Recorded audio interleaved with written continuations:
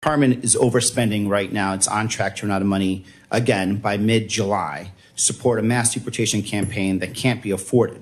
At the same time, though, you recently requested a $50 million allotment for a private Gulfstream jet. That's $50 million of taxpayer money to subsidize some of your national tours that you've been going on.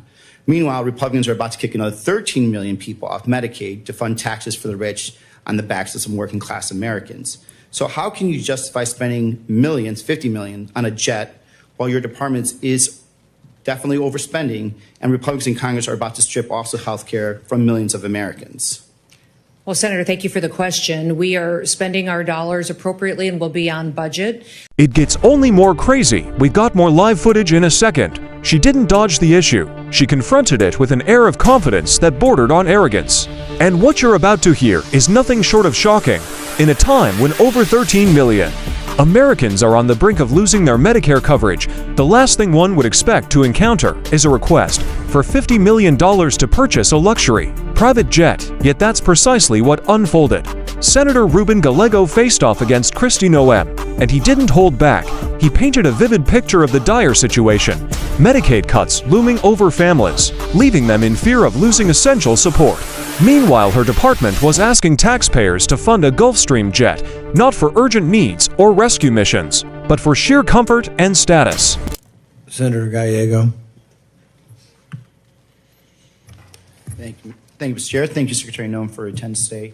Let me start by also agreeing with Senator Moreno on some things, and I think it is positive the Trump administration has provided stronger border security to keep illegal border crossings as close to zero as possible. We definitely have seen that in Arizona. My concern is that it's not sustainable. It's expensive. And that's why I recently released a common sense border security that would make it sustainable and would actually deliver long-term solutions. But let me get to my first question. Your department is overspending right now. It's on track to run out of money again by mid-July to support a mass deportation campaign that can't be afforded. At the same time, though, you recently requested a $50 million allotment for a private Gulfstream jet. That's $50 million of taxpayer money to subsidize some of your national tours that you've been going on.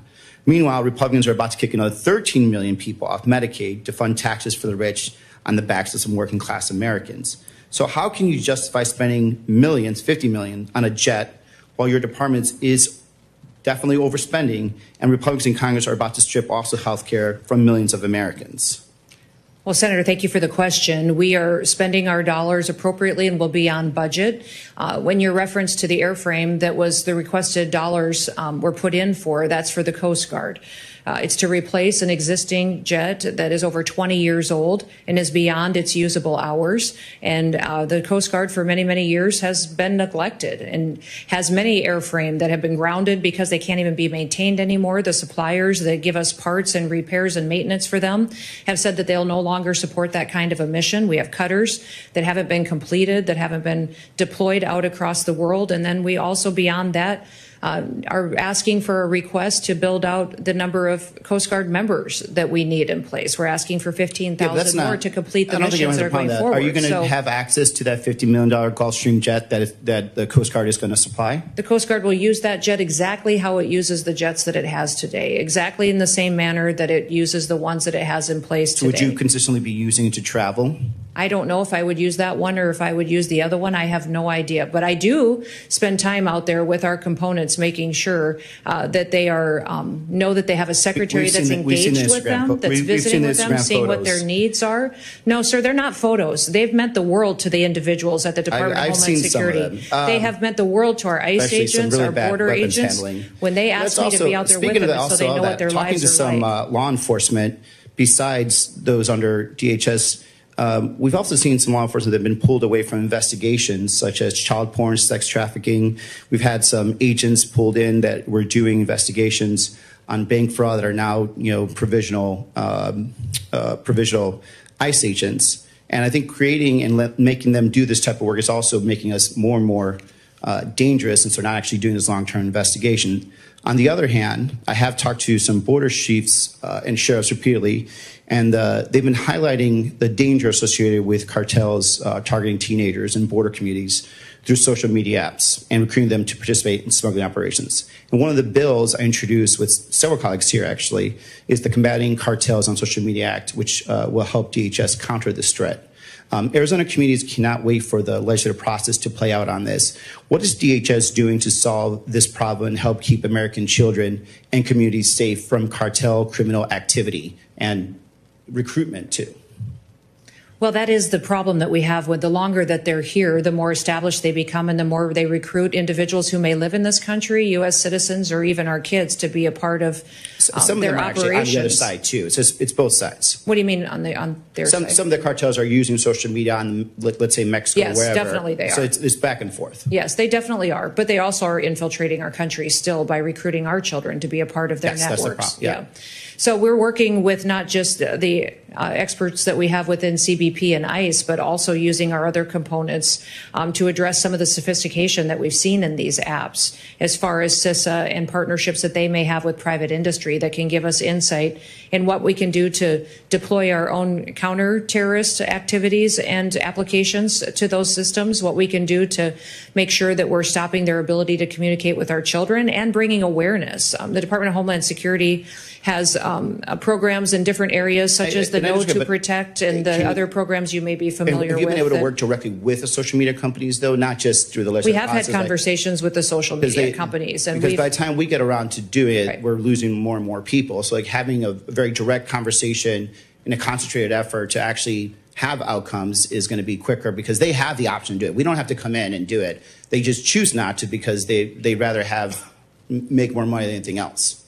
Well, that may be, but I found them very willing to come to the table. I've had myself spent dozens of hours with them, and my team has spent hundreds of hours visiting with them on what we can do to be much more proactive. So they've got some solutions that we can pursue. We'll be coming to you with some of those ideas, but I think it's important that we use their knowledge of this way of communication and recruitment to help protect our children. Get back.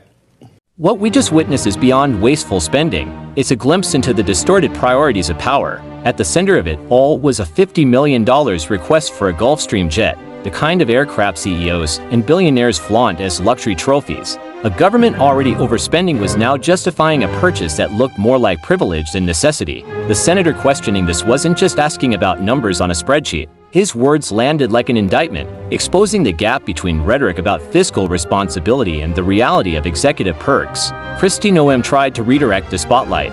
She insisted the money wasn't for her personal travel, but for the Coast Guard, to replace a 20-year-old aircraft left grounded and neglected. She painted the picture of a department stretched thin, claiming this was about readiness, not comfort. She even argued that the Coast Guard needed 15,000 more members to fulfill its mission, suggesting the jet was just one piece of a larger puzzle. But when the obvious follow-up came, would she personally be using this plane? Her answer fell apart. The room went silent as she stumbled. She couldn't say no. She couldn't even say for certain. It wasn't the confidence of someone sure in her justification. It was hesitation that only fueled suspicion. Was this really about national security? Or was it an executive perk dressed up as necessity? That single exchange cut to the heart of the issue. This debate was never really about one jet. It was about values, about choices, about what kind of government priorities taxpayers are forced to live under. On one side, millions of Americans were preparing for the loss of healthcare. On the other, a request for a $50 million aircraft. Luxury travel cloaked in bureaucratic language. The disconnect was jarring. Leaders who never stopped preaching fiscal discipline were asking ordinary families to sacrifice, while seeking comfort and convenience for themselves. And the contradictions didn't stop there. During the same hearing, the HS officials admitted that critical investigations into organized crime, child exploitation, and cyber threats had been undermined. Why? Because agents were being pulled away from their specialties to cover deportation operations. Investigators trained to hunt predators, crack financial fraud, and dismantle crime rings were reassigned to jobs they weren't prepared for, leaving communities exposed. This wasn't just inefficient budgeting. It was a gamble with public safety, and even with those dangers acknowledged, the department still prioritized a new jet over fixing the cracks in frontline operations. Meanwhile, the HS admitted to another looming crisis. Cartels were using social media platforms to recruit American teenagers. Sheriffs and border chiefs had been sounding the alarm for months, warning that apps were being exploited to lure kids into smuggling operations. These cartels weren't just working across the border, they were penetrating communities, targeting young Americans, even children.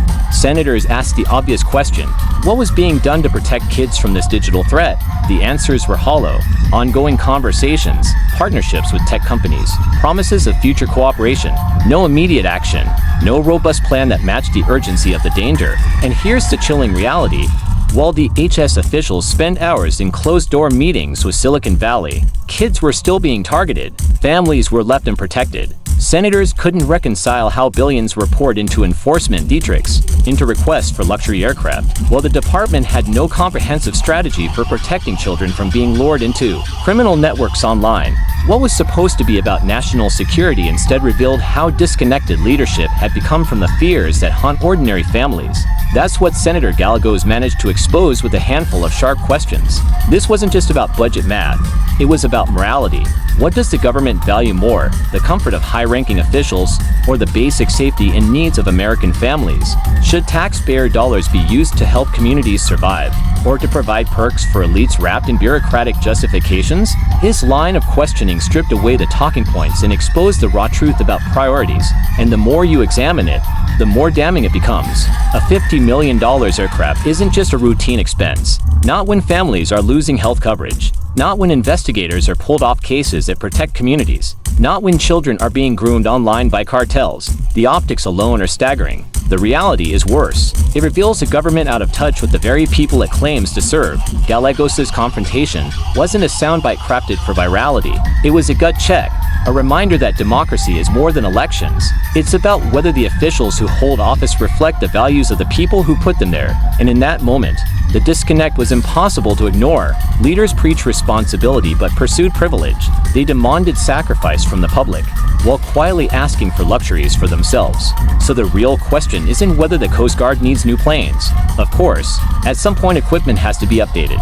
The real question is timing, priorities, and accountability. Was this the right time, the right request, the right way to spend $50 million of taxpayer money? When measured against healthcare cuts, underfunded investigations, and rising threats to children, the answer is painfully obvious. It wasn't just bad optics, it was bad governance. And now the responsibility falls to us, to the people watching and listening, to the taxpayers who keep asking the same questions Gallegos asked. If you had $50 million in public money, would you spend it on a Gulfstream jet? Or would you spend it protecting children, safeguarding healthcare, and rebuilding security where it's breaking down? That's the debate the nation is facing, not about one plane, but about what kind of country we want to be. If that thought makes you angry, or even just uneasy, don't brush it aside, because silence is the very thing that allows these choices to go unchallenged. If you believe government should serve people, not privilege, now is the time to speak. Accountability doesn't happen by itself. It happens when citizens stay informed, when they stay engaged, and when they refuse to let power hide behind excuses. A $50 million jet may sound like just one line item in a massive budget, but it's a symbol of priorities, of values, of the choices being made with your money. And unless people demand better, that symbol will keep repeating itself in new forms, with new justifications, at greater cost.